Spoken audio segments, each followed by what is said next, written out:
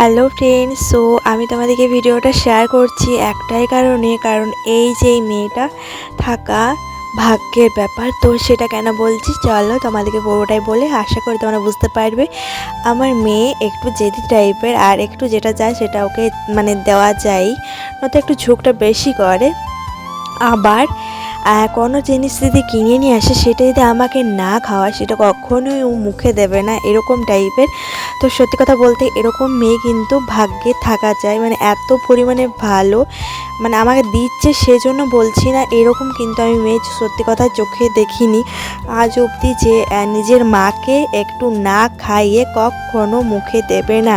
কোনো জিনিসই আনুক না কেন, না আমাকে খাইয়ে কখনো নিজে খাবে না, জোর করে আমাকে খাওয়াতেই হবে, আমাকে খাইয়ে তারপর সেটা নিজে খায়। জানি না কেন এই জিনিসটা করে, তবে আমার জিনিসটা কিন্তু বেশ ভালো লাগে। আর একবার করে মনে আমি খেতে ইচ্ছে করে না, তাও আমাকে একটু হলেও খেতে হয় ওর জন্য, ও নচেত সেই জিনিসটা আর খাবে না।